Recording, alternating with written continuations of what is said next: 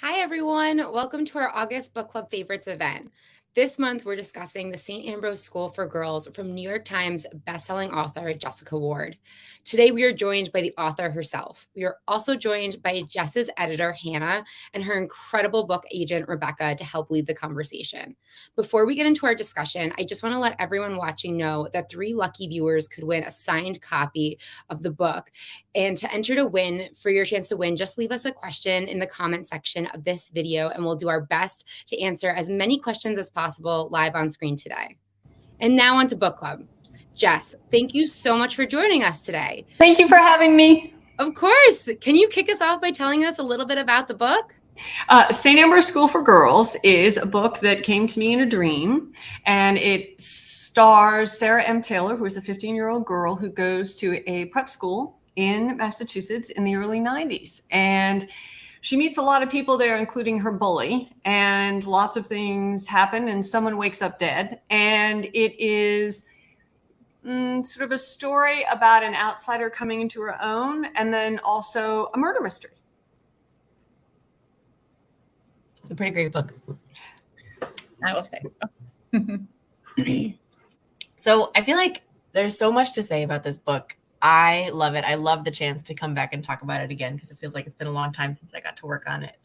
And also, some people in this live might have read it and some people might not have. So we'll try to stay mostly spoiler-free, but apologies if we accidentally spoil. Okay, so no one wakes up dead. I lied. No, but it says so on the first page. Completely surrounded by no dead people. No, it says you say it on the first page. Yeah, I don't think that's true. That's actually true. But who ends up dead? I would love to hear you talk about sort of like how you chose this area to write the book in and this time period and just more about like how Sarah sort of burrowed her way into your brain. Well, so I'm not actually all that bright. I can't think up books that come to me in pictures, so I woke up out of a dead sleep with this image of this girl with dyed black hair and black clothes and this sort of worried expression on her face. And I was kind of captivated by her. It was so vivid. And it was as if she were a real person. And I, in my day job as J.R. Ward, I already write 3 books a year. So, and Hannah publishes them for me. And I thought, well, I don't have time to write anything else. But Sarah and her setting were so captivating to me. I wanted to find out more about her just to answer my own questions. So as I pictured her, the next thing that came were the wrought iron gates of the school. And I thought, well, I got to know about this school. I actually went to prep school in the late 80s at Northfield Mount Hermon. And so I think clearly my subconscious was marrying memories of a period of my own life with, I don't know where Sarah came from, but I think that I loved writing the book for many reasons, but revisiting sort of what being on a prep school campus on a fall day in the early, well, for me, the late 80s and early 90s, when like Guns N' Roses was the new band. I mean, it was a delightful reminiscence for myself. I love the 90s because it feels so close and yet so far, like not having cell phones and only having cassette tapes, no iPod. When I was growing up in like the I was born in 69, so like when I was sort of like a little kid, the Flintstones were on. And I remember looking at the Flintstones and being like, oh my, and the fact that it was like back in the Stone Ages, literally.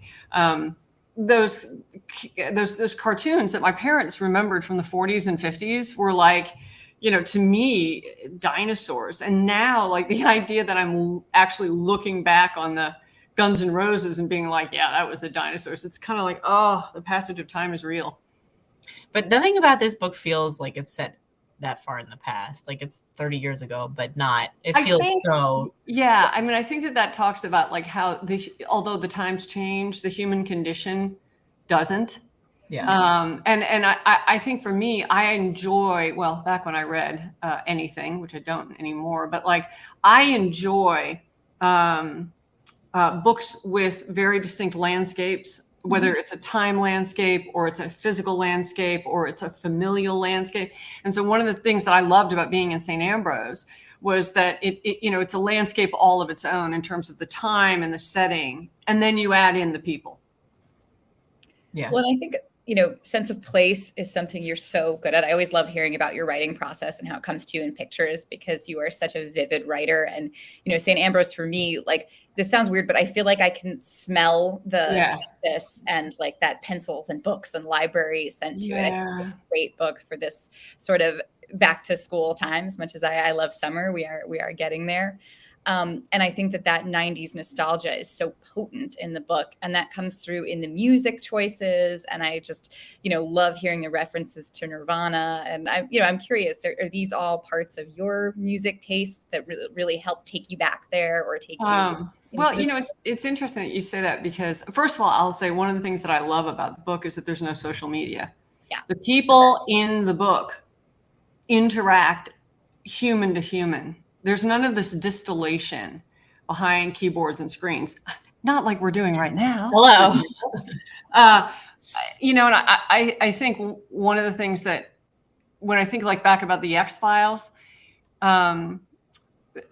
Chris Carter, who spearheaded that series, said that they couldn't possibly have done it without cell phones because Mulder and Scully had to communicate. And when they bifurcated scenes, they needed to be connected like that. One of the things that I think works so well for St. Ambrose is the fact that so much of it is back that old school human to human interaction for good and for bad. And then as for music taste, I was one of those first generation of white kids who listened to urban music in New York. And I had a lot of Black friends and they introduced me to all kinds of music that is the instant I heard it, I was like, oh my gosh, this is the best thing I've ever pumped into my ears. So I cannot say that I like Guns N' Roses, Nirvana, that's not my jam. It's okay. You like what you like. Yeah, there you go. We have an audience question from Annette who asks if this is a standalone book or if it's going to be a series. I love this question also. Okay, so as I told Hannah, I said, well, she goes to college. So there is a second book, and whether that's, what gets written next or if I'm lucky enough to write it, that's up to Hannah. But she goes to college and more effed up S happens. See, nope, no cursing. I am not going to curse in this, but more effed up S happens. And I think that it's when at the end of St. Ambrose, there's one of my favorite scenes that I've actually ever written in the cafeteria at the end. And I remember when I got to the end of even the editorial process with, after Rebecca read it and gave me feedback and then working with Hannah and finally got it in shape, I was not ready to leave Sarah's world quite yet. And, there are a lot of books that have the hangovers of like, okay, there's like a murder mystery. And then what happens, like, does everything stay the same? The second college book is even weirder. Not weirder. It's got its own interesting twists and turns. So I hope to write that next. Yeah. I'm dying to read it. Me too. Well, and this is another question from the audience. Did you base this on a real life school for girls? I know that you went to prep school yourself, but did you base it on kind of that experience or others or that of friends or an amount? So I always fail this question because again, I don't base any of my books or the people in them on anyone else in real life. And part of that is because the books to me that I write are like living in a neighborhood, and the neighbors around you and where they live and what their lives are like and whether they have kids and like where they work and like all that stuff. It's a community in my head, and my job is to describe that community and what happens within it to the best of my ability, such that the reader, when they read the words, can kind of approximate what I'm living in my head. And so I didn't base it on anybody because it would be literally like making up someone and dropping him in my living room. Like it feels that invasively odd and calculated to do that. Mm-hmm. So no, I didn't base it on anybody. When I wrote the Bourbon Kings, we have some friends of ours who own bourbon companies, and many of whom have large families. And I had to go to my friends and be like, okay, just so we're clear, this is not based on any of your family. And a couple of them were like, yeah, I wondered about. I was like, no, don't say it. I can't know anything, So that's so funny. From Catherine, we have a question who asks, was writing this very different than writing under J.R. Ward? And if so, in what way? And do you plan to write more under the same? Well, I guess we covered that already. But yeah, how is this different than writing a regular J.R. Ward book? It's no different at all. But no, well, okay. So the experience of writing it is exactly the same. The experience is I have pictures in my head and I just type for a living. The voice is different. And the thing that I love about writing the J.R. Ward books is the J.R. Ward books are the omniscient narrator is a total jackhole. And I am one. And so the voice of the BDB, whether it's the descriptions or the dialogue and stuff is if the way I'm allowed to write those books is like sort of the way I kind of live my life, like squirrel, and I love that. Sarah, because this was a first person book, I would say yes, because the voice is so distinct. It is her voice. I feel like the voice, it's such an internally focused book in some ways that the voice is almost a character, just like her mind is almost a character, like the school is a character. Mm-hmm. So there's almost like a deep POV for all these things. So I would say I love the J.R. Ward books because I just love writing them. I just think they're funny and they make me laugh and they make me cry and all that stuff.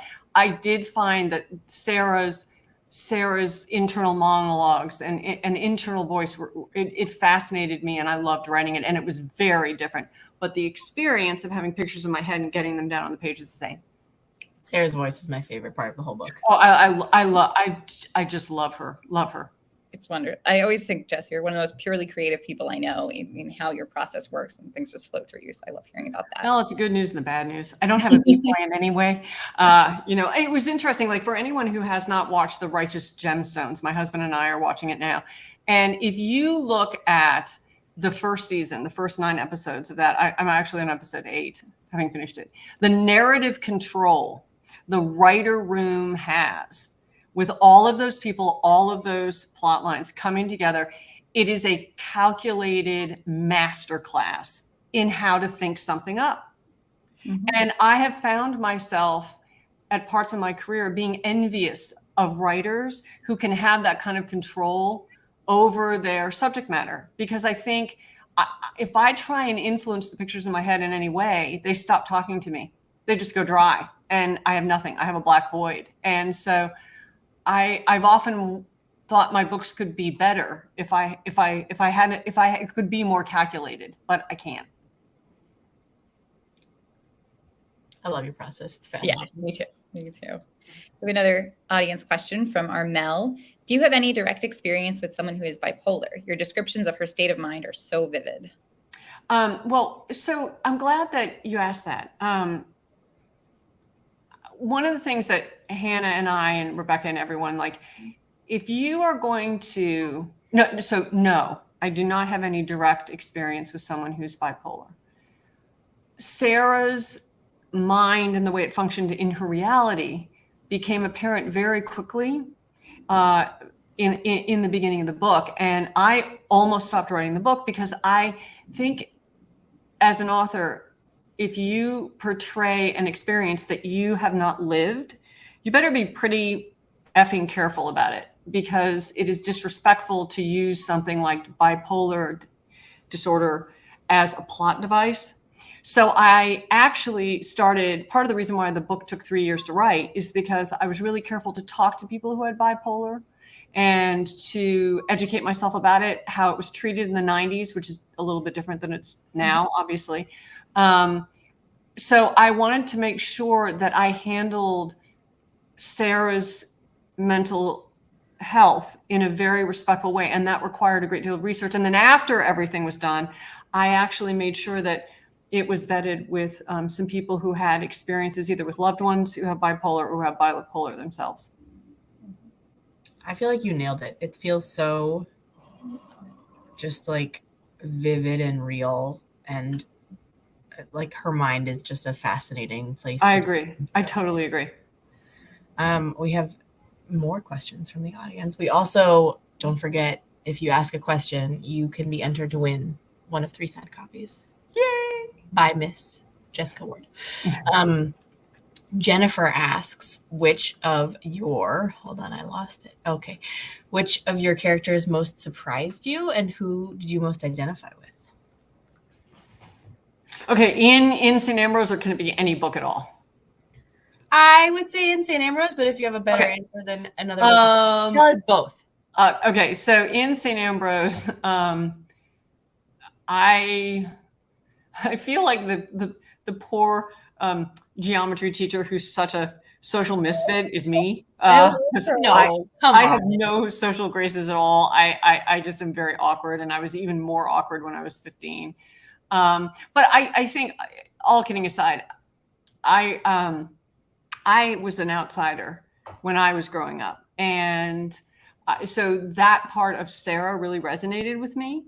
And then I was most surprised by Strauss, because I didn't expect to have another character that I liked as much as Sarah. I know Sarah's not everyone's cup of tea, but I loved her. I love her.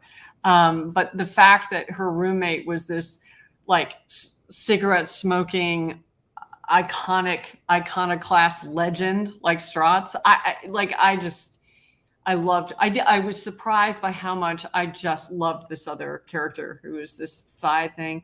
I love Strauss, and I love Sarah's mom. Yeah, and Sarah's mom. Yeah. There's something about Sarah's mom that, like, when she comes on stage, you're just like, I don't know. Well, and it's just, oh God. And that's why I want to write the second book, because what happens to her is so sad. And but anyway, we won't go into that. If there are no spoilers about the first book, I'm definitely not going to do spoilers. Well, I don't even want to be spoiled. I want to just read the book. Okay. I promise. I'll stop talking. But it's true. You have this way of sizing the characters up so quickly. I remember when you first introduced Sarah's mom, she's wearing like a knockoff DVF wrap dress. And like in that description alone, you just kind of know so much about her. And I think she's just such a wonderful. And also, you guys may be too young, because I'm 150 years old, but like, do you like Primo? like the knockoff Giorgio in the yellow and white can you could get at CVS. Like and all of the Us magazines and the People magazines, it's this quiet desperation of this woman who, has inner glamour and no avenues to express it. Yeah, no, I adore, and I really love how Sarah's relationship with her mom matures through the book. I think the book is just such a beautiful way of showing like the critical years where the way that you view your mother really changes and the way she views you changes. And it's so touching and so smart. So we have another question from Sylvia. When you complete writing a book, are you able to switch off the story, or how long does it take to let it go? That's really interesting. That's a great question, and I'm probably going to fail it. There's no failing here. Yeah. Like, for me, it is very rare for anything to linger for me, because to me, I'm like, all right, you're only as good as the last thing you didn't F up. Move along. Like chop chop. Like you gotta, if I'm going to have the right to publish 3 books a year, I don't have any room to be emotional or about, okay, here's the UPS truck. Great. So no, I don't allow things to distract me from whatever I have to focus on. That being said,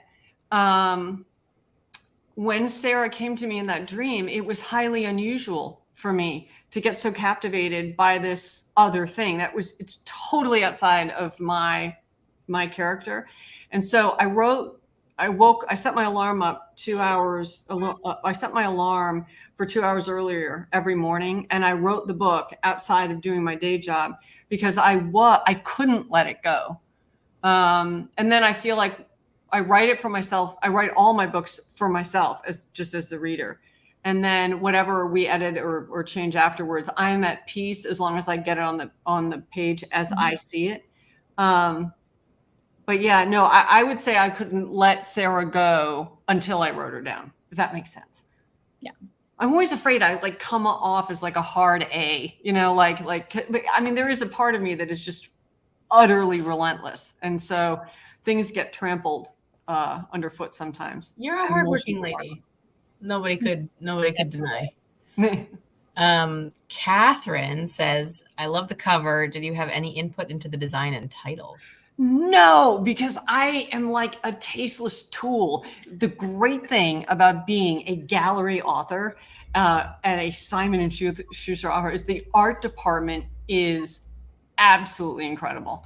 And when they showed me that cover, I mean, it's typical of Simon. It's typical of gallery. It's typical of Simon & Schuster. It's just amazing. Like, I think there has been, of all the books, Anna, that you and I have worked on, I mean, like at this point, it's about 750. Like, there's only one that like I didn't have. Remember, you were like, usually we hear from Just by Now, and I can't even remember what it was.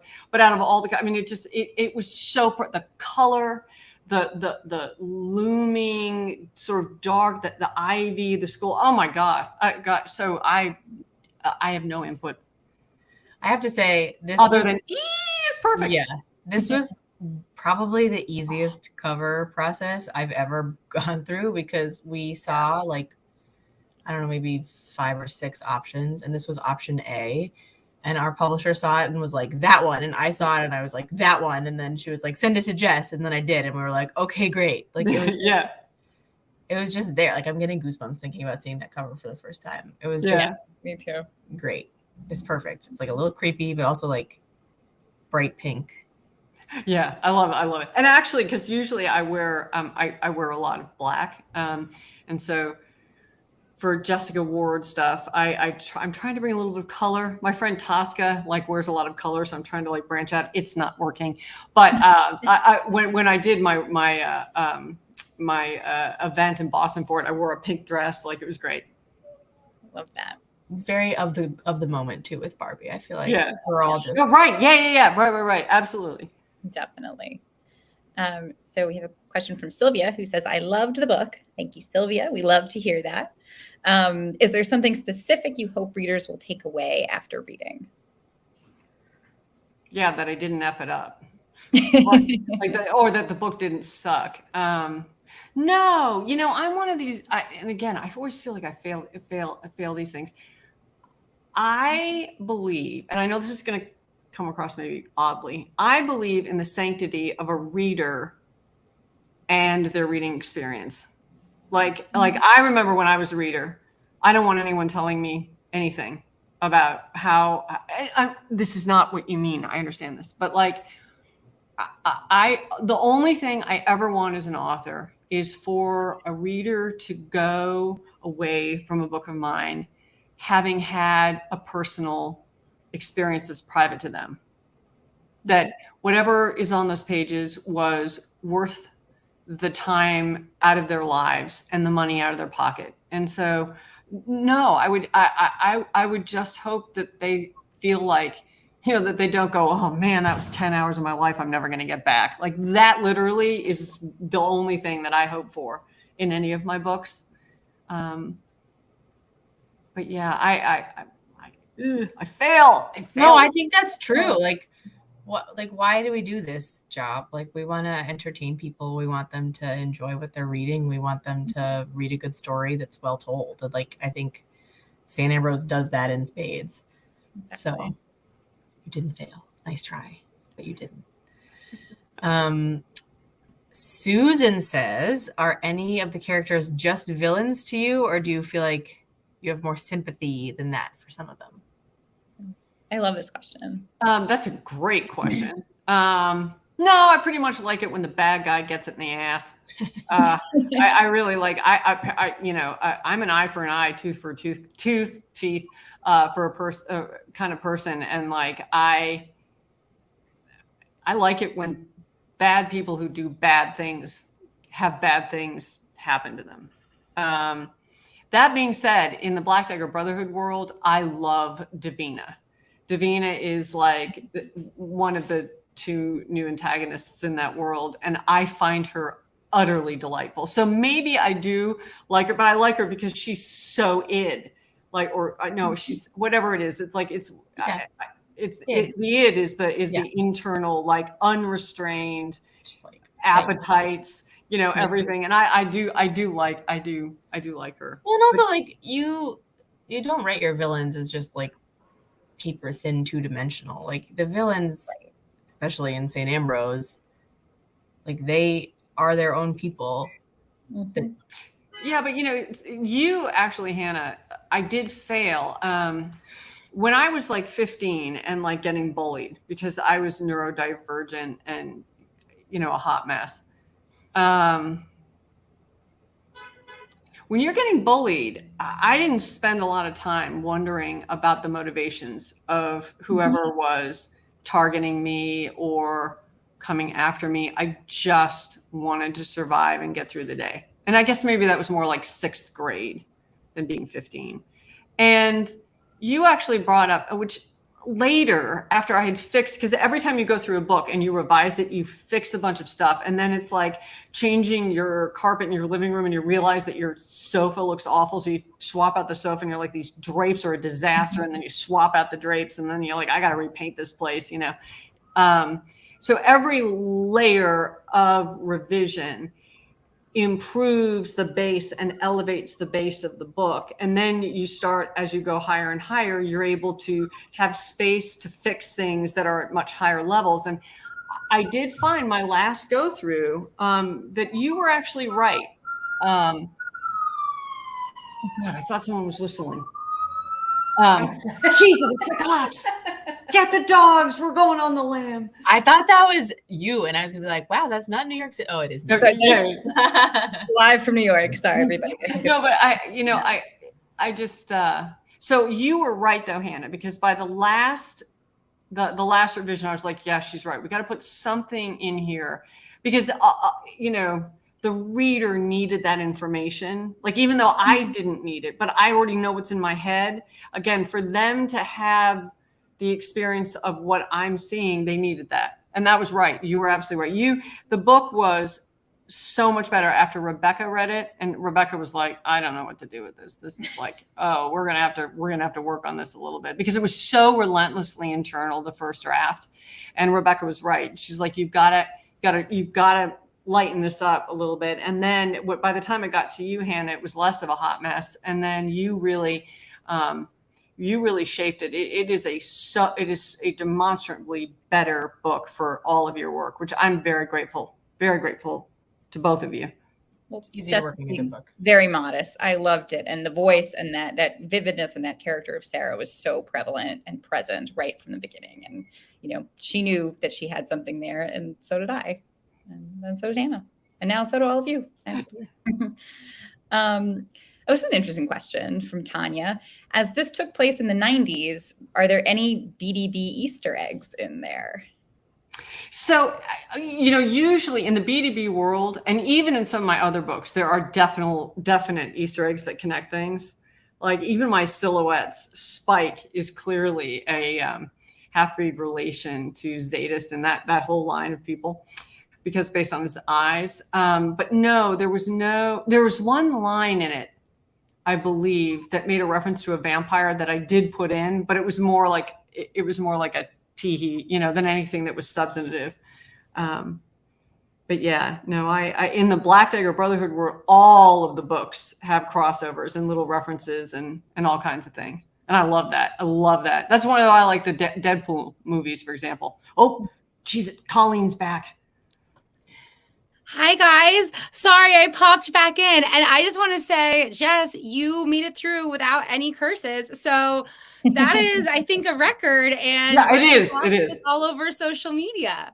But besides that, honestly, just such a fun conversation to listen to. I want to thank you guys so much for joining us. It was really interesting to hear about your inspiration, kind of how you write and the differences between the books for you. It's really interesting to hear. And I know our listeners must have loved it.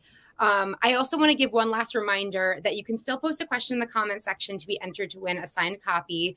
And that our next book club read will be The Invisible Hour by Alice Hoffman.